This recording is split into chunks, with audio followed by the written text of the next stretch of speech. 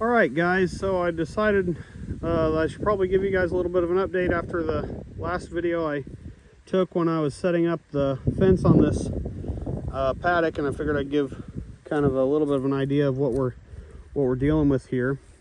I went with a second wire on my pigtails, as you can see there,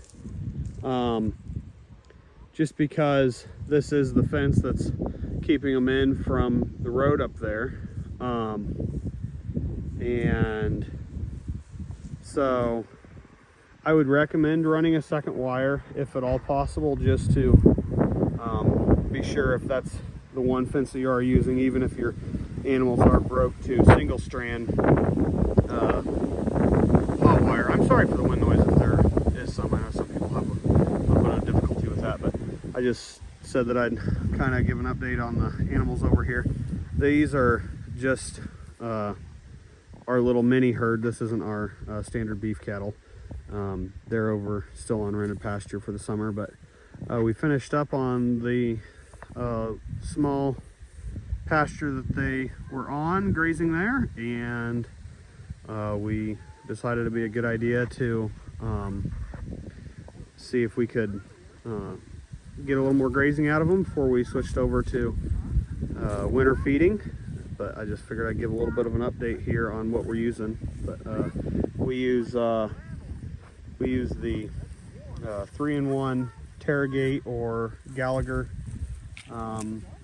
reels and polybraid wire, and then for our water situation over here,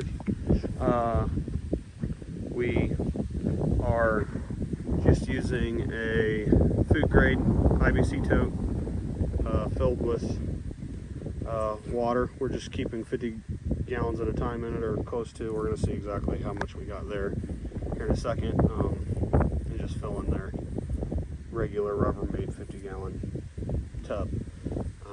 We're not putting any more in it or doing any sort of automatic water, just because we're getting down below freezing in the evenings. But I just figured I'd give you guys a little update on what we got going on here. But it's pretty low cost compared to trying to figure out putting in perimeter fence, and it's a piece of ground that wouldn't be utilized if it weren't for someone that's willing to put in a little bit of legwork to graze it off. So we're gonna get a good bit more grazing out of it, and landowners going to be able to retain their nutrients instead of having it all hauled off to be mowed and what would typically be a lower quality hay, similar to CRP hay that you'd have, just because it's sat all season long. But just figured it'd be neat to give you guys a little update. I'll kind of check in with you guys on how it's going and how much we get out of it. I know that our numbers will be possible to calculate, but it'll just be a little bit more difficult, just because you know, the size of the animals here. It's not like our traditional beef herd. So but they graze it off just like full-size cows do, and they get down in there and we'll get it cleaned up good. So I just figured I'd hop on and let you guys know before I get off here. I figure I should probably turn it on for you guys so you can see it filling it. But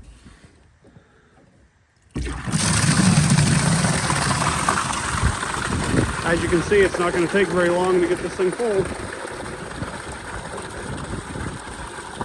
Takes a little bit of legwork this way, but it's not like we're hauling 5-gallon buckets or anything like that, and we don't consume that much water with as small as the herd is here. So it'll be a once every 2 days deal, and yep, we'll be good to go. But we're gonna give you a little update.